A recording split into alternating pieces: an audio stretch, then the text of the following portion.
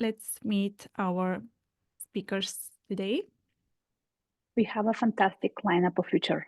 We're having Arzu, we're having Liz and Monica who share their journeys, challenges, and advice for navigating in the tech. And we're going to start with amazing Arzu. She is a seasonal professional transitioning from a strong background in SEO to excellence in web and mobile development. Her current focus includes exploring the transformative potential of artificial intelligence and sharing her knowledge through engaging blog posts.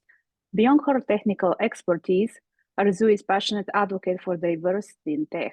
As a mentor and evangelist with the Women Who Code community, she improves women excel in coding and technology. She also runs an educational YouTube channel where she simplifies complex coding concepts, inspiring the equipment the next generation of developers. Arzu is committed to driving innovation and fostering inclusive and ever-evolving tech landscape. Thank you, Arzu. Our next speaker is Luz DeLeon, a front-end developer at Accenture and a former fellow of the Women Who Code 2022 cohort. She is passionate about building intuitive web experiences and empowering women in tech. And last but not least is Monica Fidalgo, a front-end product engineer of Cloudflare. Before joining Cloudflare, she worked as a front-end engineer on other products. Monica made a career change from science to technology and aspires to keep growing professionally while sharing her knowledge to improve others and pursuing their goals. Thank you everyone for joining and to our special guest today. Yeah, it's an absolute honor to have you with us and to celebrate this International Women's Day, especially with three of you. And let's start with the first and probably the most important question. What inspired you to pursue a career in technology and how did you get started?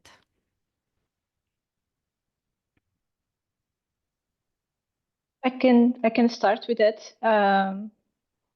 So actually, I am graduated in marine biology. So my first step wasn't to become a developer. I did study biology because I really like animals, but then in the end, some things happened in between. I couldn't find like a paid job. It was all in internships, and also I wanted some stability. I also had a life issue in between, so I decided to change careers, and I started to look at something related with technology, but I wasn't quite sure what. So first I thought, I really like design. Maybe I should follow web design. But then I went to a web design course, and the part that I loved the most was the final part, in which we had to just create our website, the one that we did in Photoshop, with code. And I loved that part, the programming part. So since then, I never stopped coding. This was like 6 years ago. So I did a career change at I was 28 years old when I did a career change. And yeah, basically that's it. It wasn't like something that I decided when I was younger. It was something that happened a little half the way. Thank you so much, Monica. This is very inspiring story. In insights, I'm sure it's absolutely inspiring everyone, especially when you start a little bit later on your age, the way how I do also. There is no limits, and that's the amazing part. Who else wants to share their what inspired you to pursue your career? I can go next. Well, I was born in the 90s. Raise your hand if you too.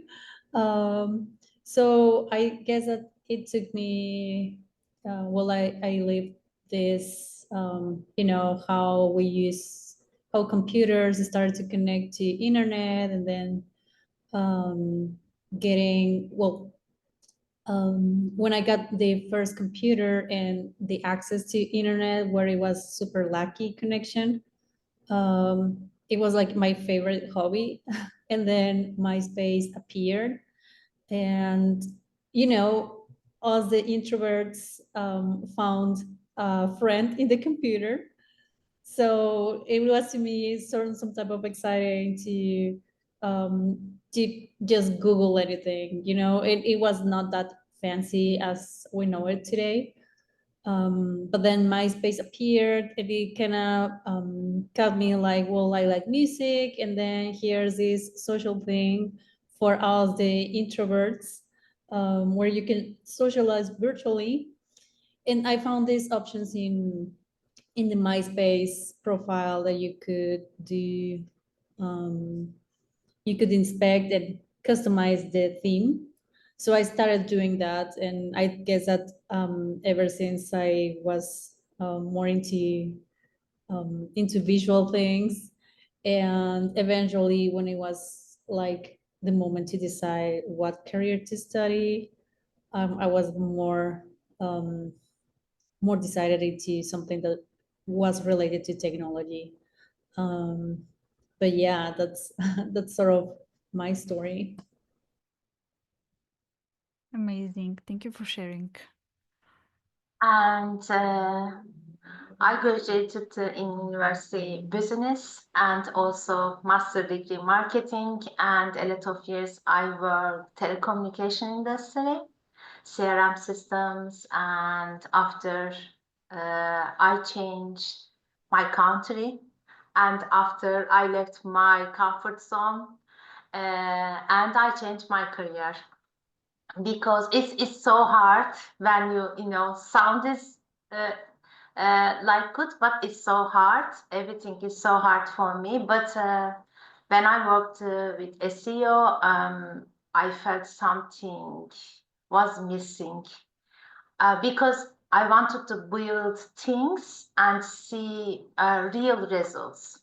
I was always curious about how websites and apps work, but I didn't know it. I could learn coding, and after while looking for a job that I would enjoy, my friends actually told me try development, because every time in my mind, if I will be developer, I need to graduate to the computer science or mathematics, and I think a lot of women thinking this, and soon understand it was right path for me, and I'm so happy now who changed to my career, because I'm so happy to coding websites and apps. Yeah, this is my story. Thank you. Thank you, Arzu, for sharing your story, also for sharing that it's difficult for you, because you make it look so easy and smooth. The way how much you contribute for the past 2-3 years is just very amazing. Thank you for three of you sharing your stories. Very inspiring. Thank you.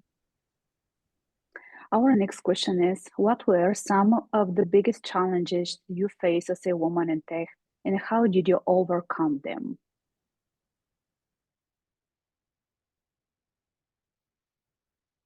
I can start if you want. Yeah, when I started, I learned that only 5% of people in tech were women. 95% man is working in the industry. This is really, this scared me. And but I like challenges. The hardest part was the job market in the last 2 years. It's so bad, everyone knows.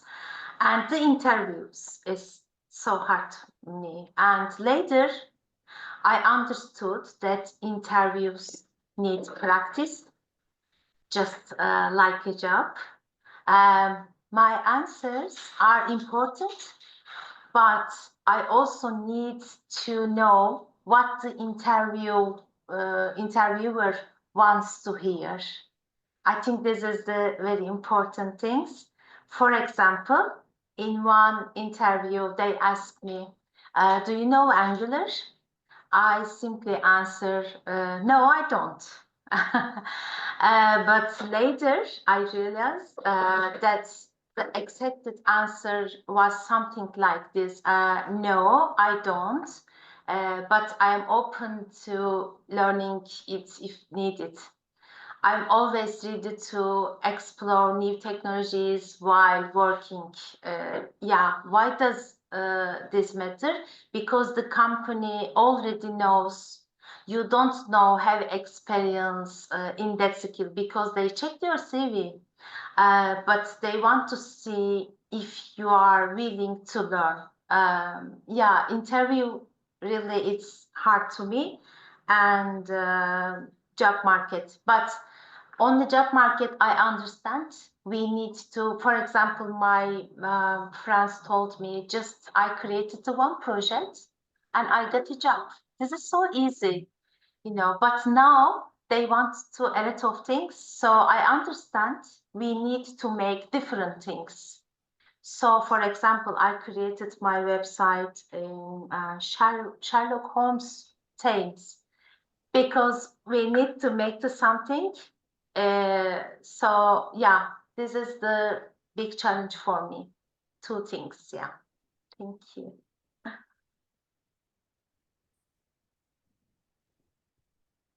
Thank you for sharing this. I can go next. Challenges as a woman in tech and how to overcome it. Well, I think that in my case, it's two things happening at the same time. One is to be a woman in technology, and second is to be a woman in Latin America, where historically sexism it's something that has ever happened. And I believe that this is an ongoing challenge in the workplace. There's a lot of things that have happened. Companies are adopting an inclusive perspective. And I am lucky to work in a place that encourages inclusion and diversity. But in the end, it's people with beliefs and with background, cultural heritage that they take into the workplace. So I guess that this type of unconscious bias, it's something that preserves, and as a woman, you have to overcome them. And very very small things like this unconscious bias of making it generalized because there was men having these leadership roles, and then it comes a woman, it's like you have to self-advocate and fight against those unconscious bias. At times it works, at times it's not, but I guess that it's something that you have to you learn to self-advocate for your own work. So yeah. Thank you, Liz. You're one of the reasons which is inspire me to join the women communities, and I'm very thankful that you're sharing your own experience because it's going to help everybody, and it's going to help us to stand up more for ourselves and making sure that we fight for our rights and fight for our place on the table. Monica, do you want to share with us what's your biggest challenge? Yes, first of all, I want to thank you, Lush, for sharing. I know that it's not easy to say, but it's something that really happens in the workplace. I don't think I can complain that much, but I still have cases, and I have friends that share some stories with me that I'm like, okay, that should be happening, and that is not correct. But I think that one of the things is I'm going to give this example. When I went to the university, all of the students from the informatics, the engineering courses, the informatics engineering, were male. So I assumed that this was a field only for men. And when I started working in tech, like 90% of my colleagues were men, and I felt that sometimes during, for example, meetings with clients, when we needed to give an opinion based on what we need to do, I felt that I always needed to explain harder than my colleagues that were male, because I needed to almost explain my ideas and how it would make sense, for example. But I think that also depends on the company that you join. So I also want to give an advice for you. It's not only stand out for yourself, you should do that, and you should not allow these things to happen, and you should be confident on your work. But also, if you are in an environment that is like a little bit, that you feel that is not correct or a toxic environment, you just go and try to make a change, because sometimes it's not based on you can do and you can speak up and you are confident on your work, but you have like people that are biased, as Luz was saying, and the best thing is just to go to a company that recognizes your work and that respects you, and where you can just thrive and grow. Yeah, that's it. That's a great perspective. Thank you for sharing this advice. The next question is, what advice would you give to someone looking to switch careers into tech, especially from non-traditional backgrounds?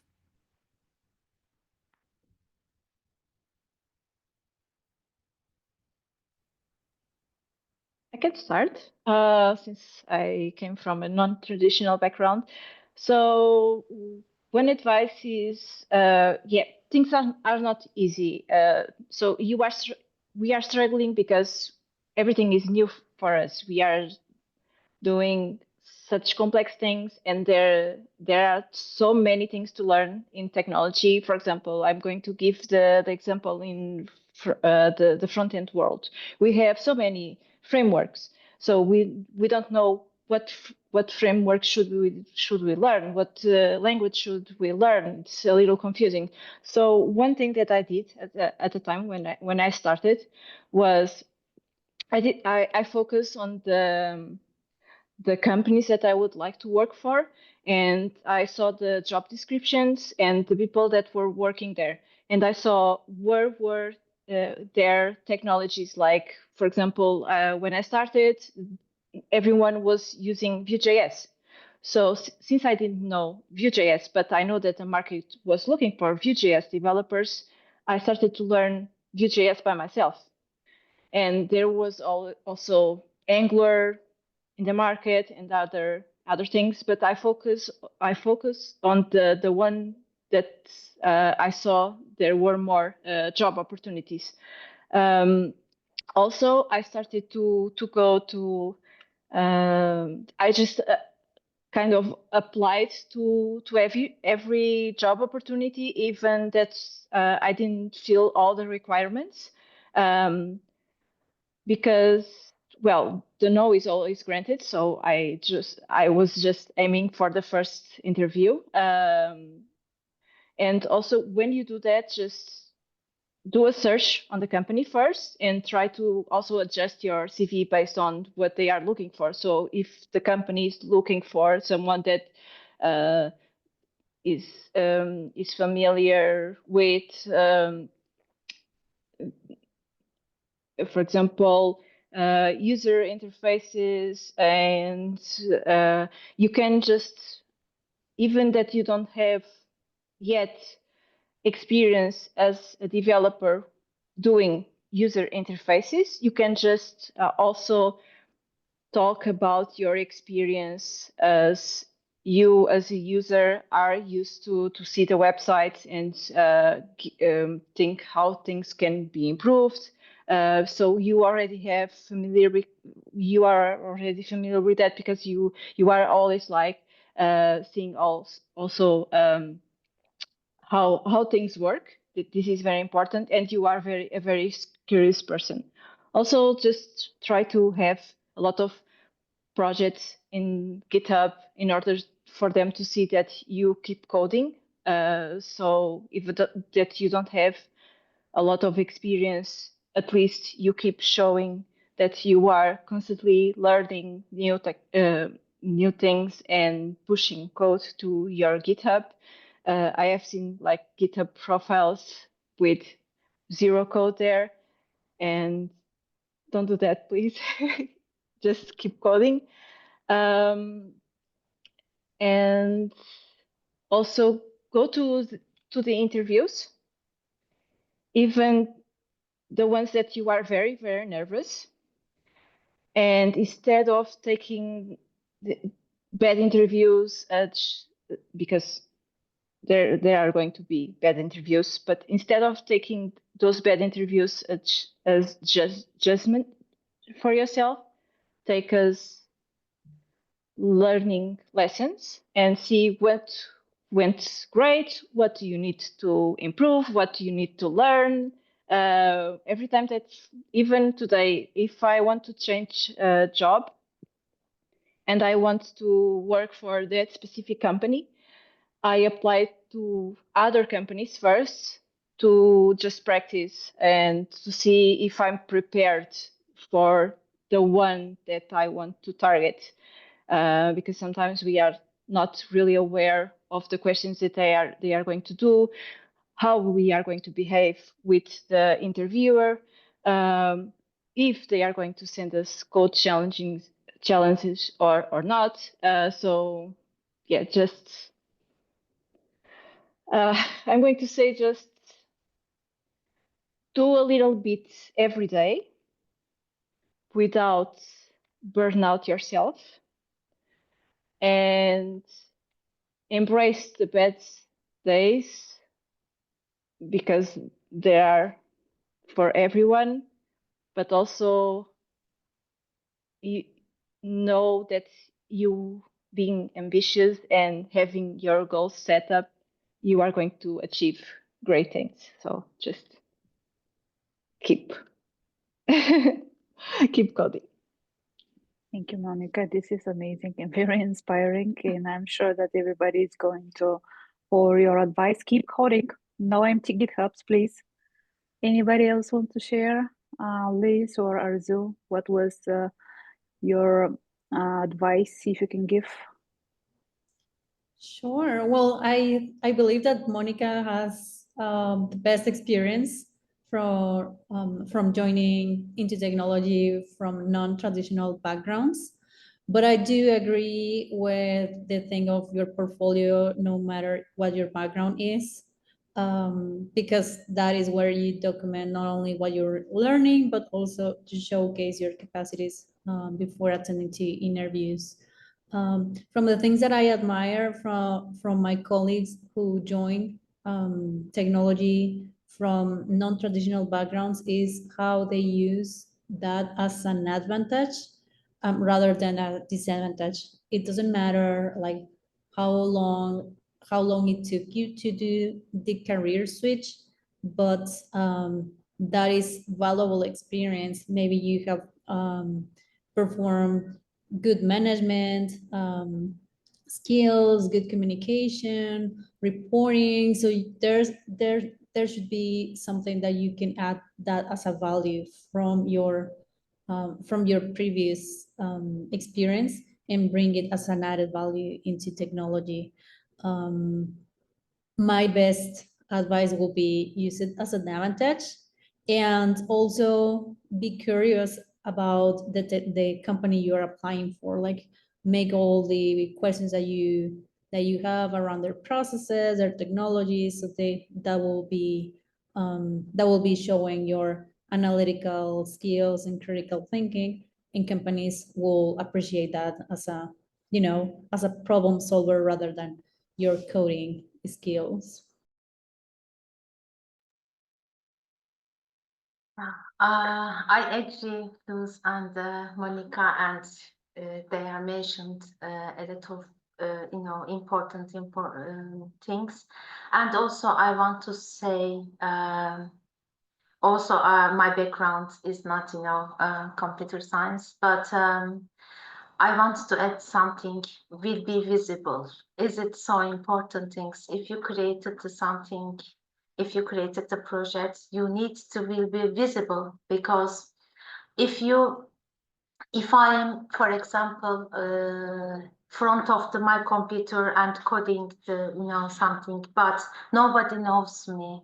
So we need to be visible, share your experience, share your projects. Also, GitHub is so important. A lot of time I heard this one in the interview time. Oh yes, good, good your GitHub account, because really they are check it. They are checking everything.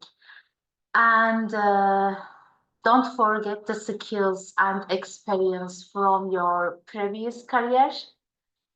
Think about how you can use them in your new tech job.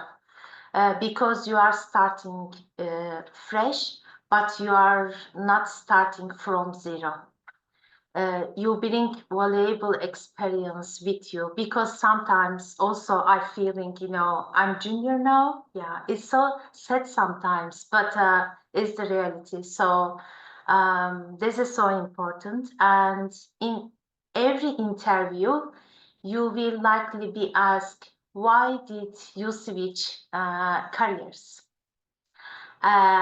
So prepare your answer in advance. This is so important. Yeah, of course, if you want not give the answer, but they want to, you say something for this, why you have changed your career. And finally, many people in tech come from different backgrounds. If they can do, so you can. Believe in yourself and keep going. Thank you. Amazing. Thank you so much for sharing these advices.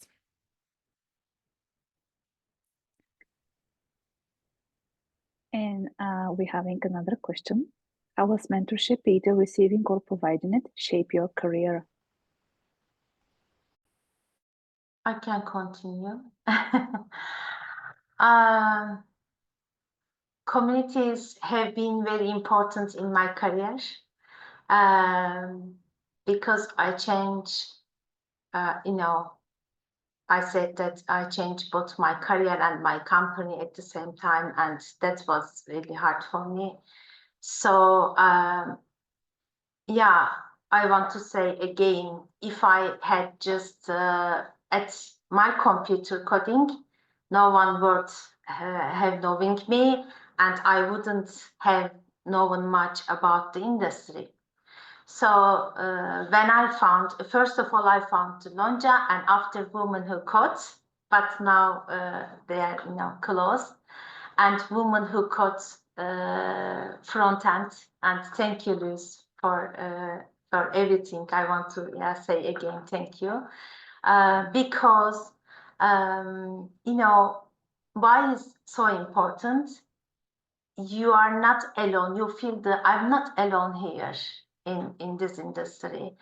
So in these communities, I met great people who shared their knowledge and experience with me. And I also had a wonderful mentor who really supported me. This is so important for if you are started the new beginners. Now I try to help other women as a mentor, and just like my mentor helped me, this this is what a community is about, you know, helping each other. And for me, my success comes from two things. First, I believe myself. And second, I working with people who believed in me. So I never alone, you know, for the community. So very important for me. And thank you so much, Frontend Queens team now, and also Luz and Maria, Verena, everyone. Yeah, this is so important. Thank you. Thank you, Arzu.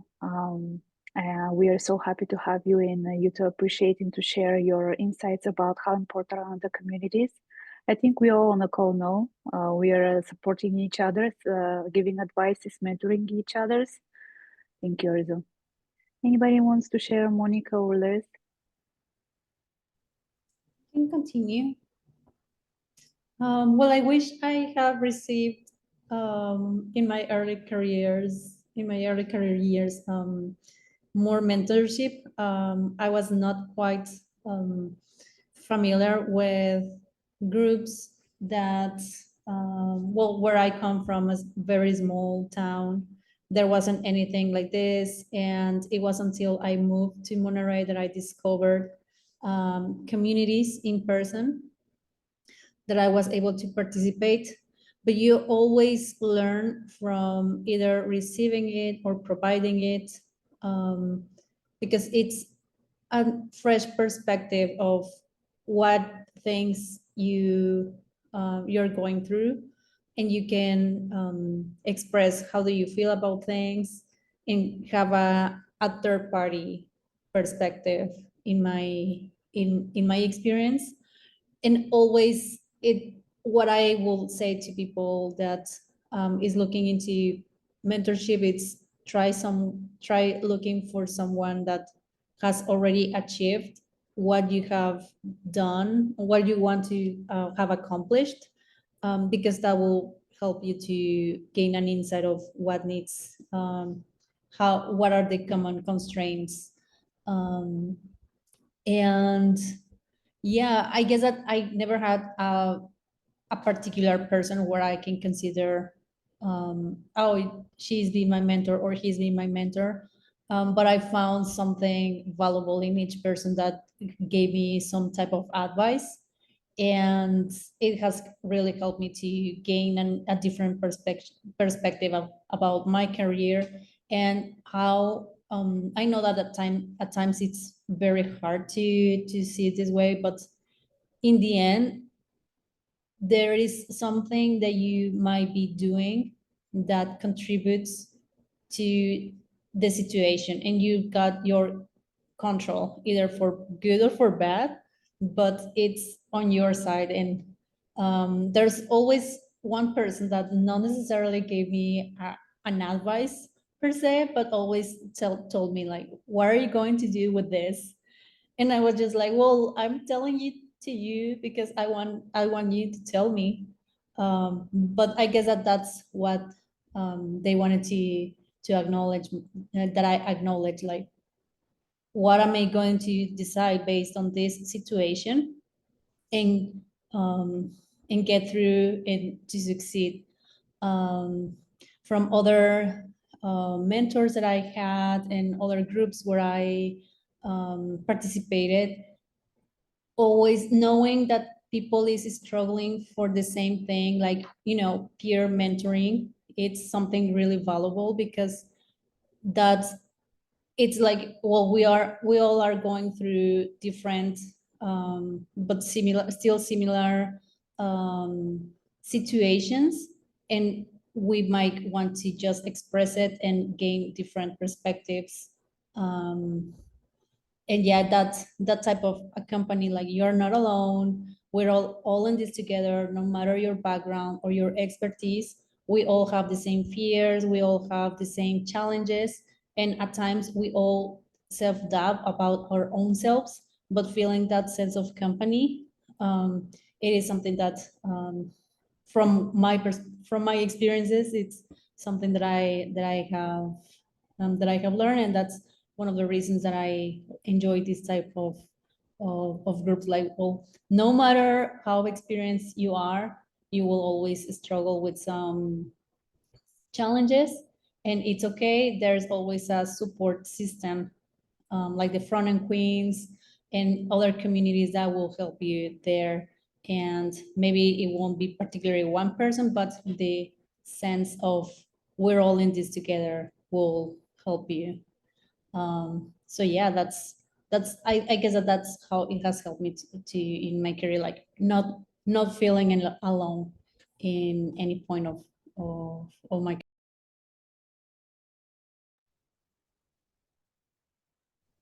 Yes, based on that, I also want to share something. When I started, I didn't have a mentor. It was just later in life that I had my first one, but I had a really great manager who believed in me. It wasn't really a mentor because he wasn't really mentorshiping me, but it was helping me to develop and grabbing new projects. And that is also related with something that I mentioned before.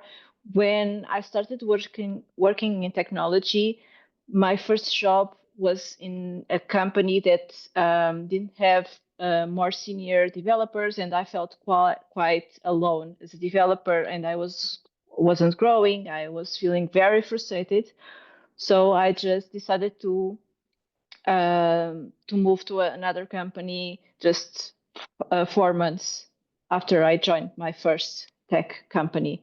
And that was one of the best decisions that I took, because I went to a better environment. The colleagues were better, and I had the manager who believed in me, and he was like always pushing for me.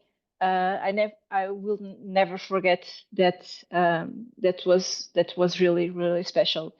About mentorship, I think one thing that sometimes we forget is not only look for mentors who can help you out, but you can also be a mentor. Even if you don't think that you have that much experience to share, you already have something to share, for sure, that someone may benefit from your insights. So one thing that helped me a lot through these years was starting to also mentor other women in tech, because some issues that I faced, they faced as well. And when I shared, hey, I had this too, and I did this, I don't know if it was the best approach, but I did this way, I could maybe done this way instead. And who was listening me were like, yeah, that makes sense. That is going to help me a lot in my career or in my decisions. And when you do that, you also grow a lot, because you are listening other people's experience and struggles, and you are also sharing and analyze what you did and what could you do better. So that's also one way to grow. Another thing is, if you have communities, just join them, go to events, don't be afraid to talk to people. Also do networking. If you see someone that you admire her progress and you want to connect on LinkedIn, just tell them that. Just send a message and say, hey, I really like your technology progress. How did you manage to accomplish this or that? Do you have any advices? And maybe you will find a mentor without joining groups, because you are already connecting to someone that you really admire. So yeah, just do networking with everyone. Great advice. Definitely so important to have someone to believe in you, even when you're not believing in yourself. Thank you so much for sharing these amazing advices for mentorship. And the next question is, what are the biggest tech trends you're excited about in 2025, and how do you see them impacting front-end development? Who wants to start?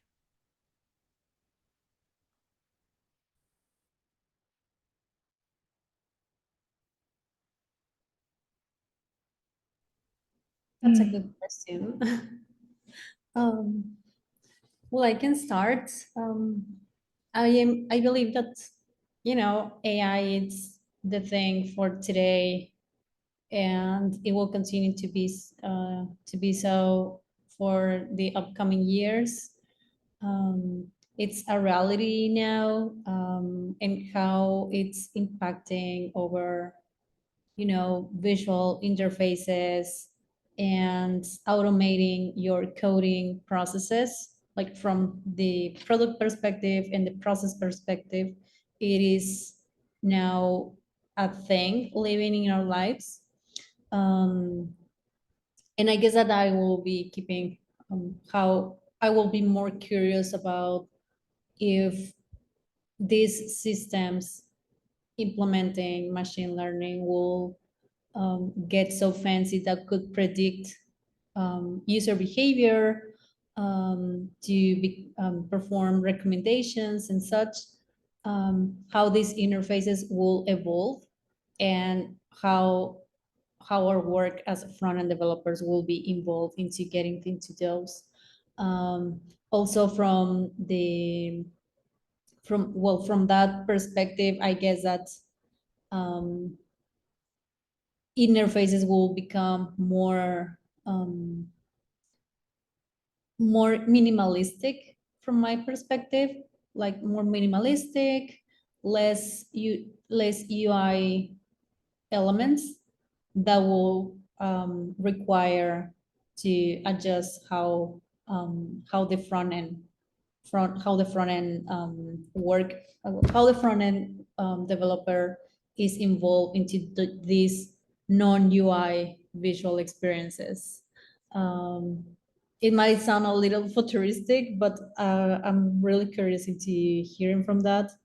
But so far, using it for coding and automating will help you to focus on elevating your programming skills, because it's a good thing to know about how to build those UI interfaces, but the front end role, it's evolving to be more involved in the backstage. So that's sort of changing the expectations and the skills it's required. But I do believe that still JavaScript is the language moving the world, and how these interfaces like artificial intelligence, VR, XR will keep present. So yeah, I'm super positive around how the front end will, maybe not as a digital product, but other universes in the digital world will emerge, and what other programming languages will be required to become a front-end developer. Thank you, Luz. We always inspire you, always stay on top of the new trends and sharing information and update everyone. So thank you for your insights. Arzu, you can share your thoughts. When I started, AI was not there, and but now it's growing very fast, and I think we need to adapt and use it to improve ourselves. We don't, scare it. And AI can be very helpful, especially when preparing for interviews or fixing, errors in our code. If we get stuck on problem, we can use AI to find, solutions and learn faster. Like, for example, when we are write a prompt, like you are senior developer and please, fix these errors, like, and I think we need to know the AI, because when I check the job description, now it's coming to something, for example, you will be developer and you understand how is working AI. And I think we need to, spend a lot of time with AI, but also we are developer and AI just, help us for the growing. And now, yes, the AI write the code, but if you are not know the coding, you don't understand the something. So yes, AI in our life, I think it's grow so fast and coming to something different. But we are checked everything. We need to we need to check the technology, and every day by day, everything is changed. And we need to know the AI, I think. But don't scare it, just using it. Because I am working also in prompt engineer. Now, for example, AI needs to human touch, because they are just, nation-like. So for coding, we need to human. Every time we need to human. So yeah, don't scare it, just using it and improve your programming. Yeah, thank you.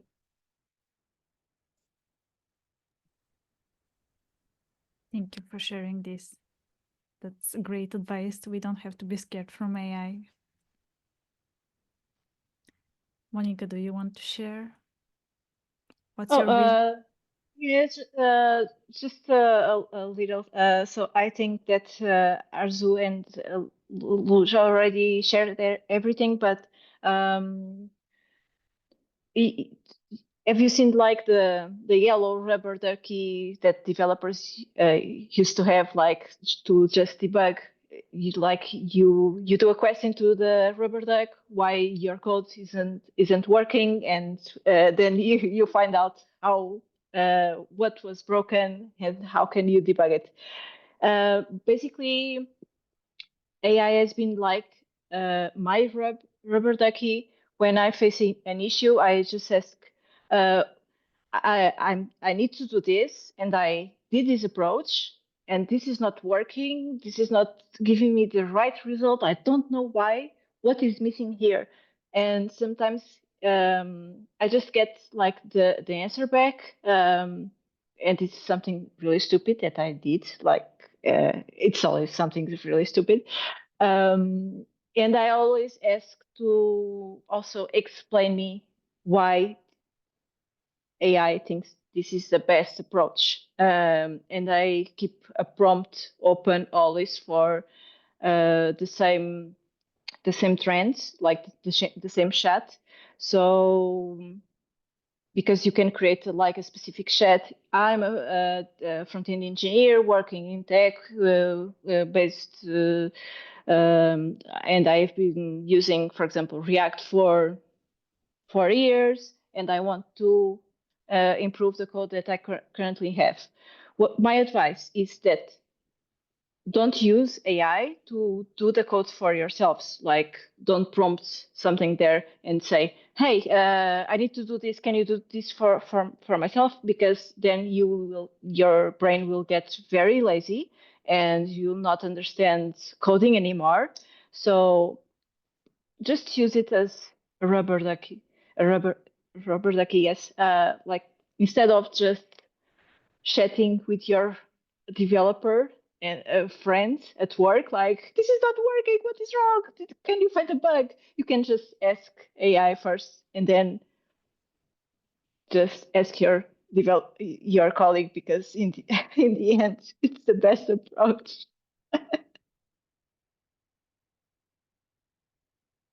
Monica, I totally agree with you, and I believe that we should not rely to AI so much. We should start first learning to coding, and then if we face a blocker, we can ask for support or brainstorm, but not rely 100%, because we are not going to be able to grow on a ladder or succeed. It's going to be just a temporary patch. And we are just lying to yourself. So thank you so much for sharing the insights. And yes, AI is very powerful. And our next question is very important, and it's a last one. How do you manage work-life balance in a fast-moving tech environment? I can continue. Yeah, to be honest, work-life balance was very hard for me in the 2 years. Yeah, sometimes I couldn't manage it well. Social life become less, and there were times I didn't want to sit in front of my computer anywhere. I even paid for the gym, but never went.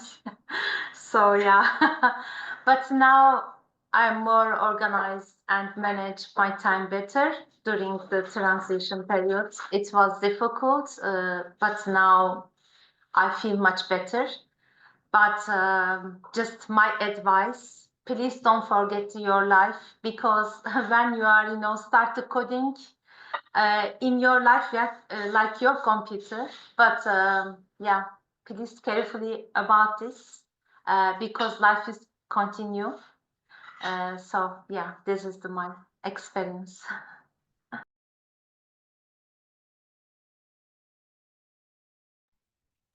Mine is having slow mornings.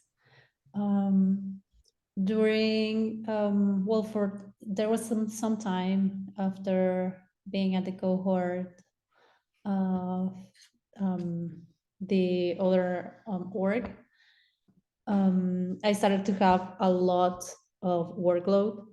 So it was kind of difficult to me to find the right time to rest. And then after some back and forth, and then I recently got I recently got into a school for getting a graduate. So it also contributed to make my time unbalanced, and started, gaining weight, become more stressed. And overall, even though that I had the weekends for myself, I felt like no resting. Like I was always tired and such. And it also impacted me to not retain information. So I suddenly started, I have like a couple of months now, to do slow mornings. Like I'm going to have a morning routine, take some tea, do some workout, a cup of coffee.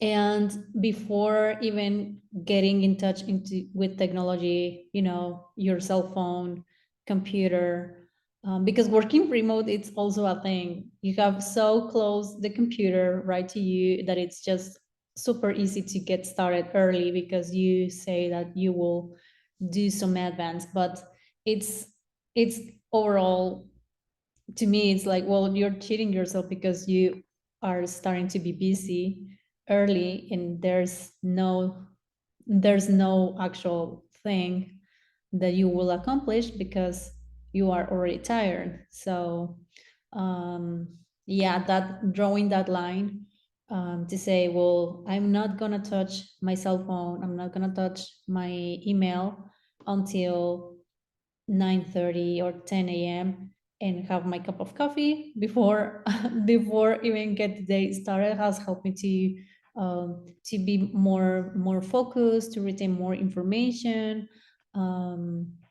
Doing workouts, I am a morning person. When in terms of doing workout, I just can't do that in the afternoon. I admire the people who can. So it kind of gives me energy. So having that routine and respect it secretly, it's what it works for me.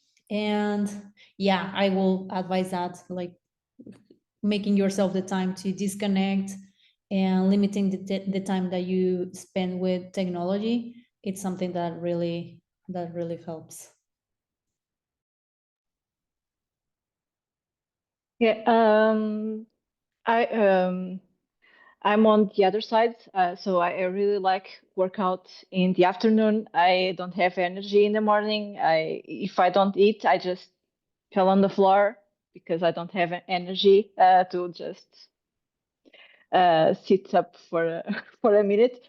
But one thing that helped me a lot was to use my work calendar and my personal life calendar as well with blockers. So, for example, on my work calendar, I have blockers for lunchtime.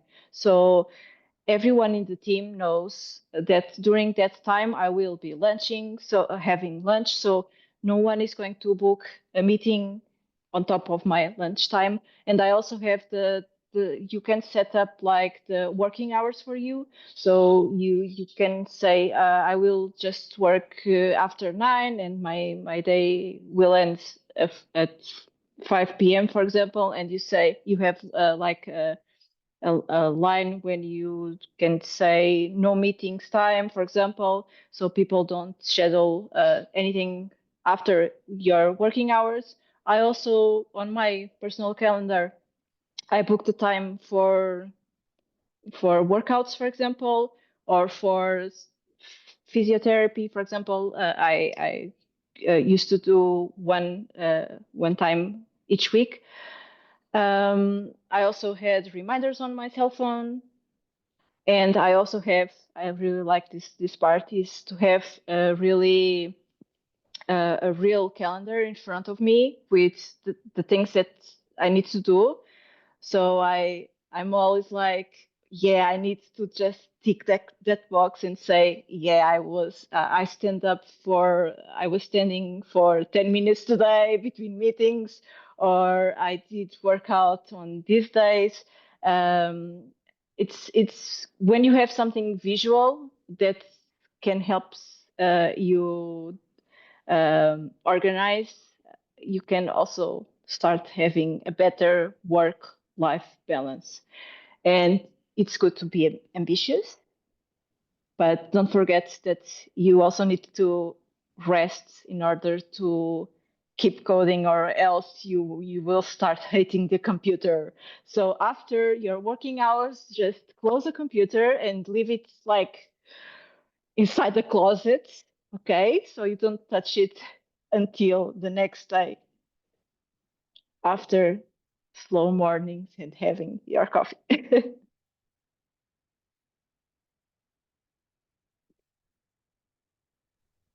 Amazing. Thank you for sharing this advice. And definitely it's important to prioritize your personal time and don't be focused only on technologies. Because for me personally, I have ideas for some bug or how to create something when I'm not sitting on computer. So it's important to stay away from the desktop for a while. So fresh ideas come up. Small surprises, we're not gonna hold you more. And we're having a award ceremony. We're gonna highlight the most. Yes, we're gonna highlight the most and recognize people who inspire the community. Every single person is making impact, and we wish we can add all of you on the rewards, but it's just a few of you. So choosing was really hard, but each of you brings something special to the tech community. Those awards are a way to celebrate contributions. And we're gonna start with our first leadership award. And it's going to Liz. Yes, our first leadership award is recognized by someone who led by example, inspire others, made a lasting impact. In leadership ain't just about guiding a team, it's about uplifting others. And Liz, it's always uplifting and supporting everybody else. Please give us a big round of applause for her. Congratulations. And we have it. Yes, congratulations. Our next award goes to Arzu for AI Visionary. She is pioneering the integration of AI and technology in front-end development, and Arzu is a great example how consistency can lead to success. We are all inspired by all the posts you create constantly and all the amazing things you share with the community. Congratulations, Arzu. We're having in our third award, and it's a Web Guardian Award. The Web Guardian Award is given to someone who prioritizes security, accessibility, and ethical web practices. They ensure that there remains a safe, inclusive space for all users. And this award is going to our wonderful Monica Fidalgo. Congratulations. Congratulations. I feel like we're at the Oscars. The next award is for kindness to champion award, and goes to Anna Wiese for her innovative and artistic touch. Anna, you're such an important part of Frontend Queens, and we are grateful for always being there and always having a creative solution. Congratulations. Congratulations, Anna. And we're having another award, and it's going to Fast Growing Leader Award. And it's going to Kathy Chi. She is not able to join us today, but for the last few months, she helped Force growing so fast, inspire others, and support the team. Congratulations to Kathy. Our next award is for Fast Growing Front-End Start, and we are honored to give this award to Ainur. She has outstanding progress and contributions in front-end development, and we are sure that the best is yet to come. Ainur, we are so inspired by you. Congratulations, Ainur. We're so proud of you. And we're having two more awards. Thank you so much. Absolutely. So we are awarding a first-time mom and tech tribalizer award. That is our Sihash, a valuable member of our community, always contributing and supporting, and recently become a mom. Congratulations, Sihash. Congratulations. Thank you. The same award for First Time Mom and Tech Trailblazer Award goes to Lexi. She also is not able to join us today, but we are also inspired by her for balancing the journey of motherhood while taking strides in tech. We are inspired by all of you amazing women, and we are so happy to have you as part of Frontend Queens. Thank you, everyone, and congratulations to everybody. A huge congratulations to all the winners. Your achievements, dedication, and contribution to the tech is being visible. Every single person here has played an important part to the tech community. We're so thankful that you join us today, and we are honored to have our speakers. Thank you so much. Let's continue to learn, grow, and support each other. And thank you for this amazing event. Thank you, and congratulations for this amazing event. You have a very delightful community, and super happy to be back and have met some familiar faces. You all are amazing, and the new faces, new amazing women that I met today. Wow, I'm just wowed by all that you girls have accomplished. Keep strong. Thank you, Liz. Thank you, everyone.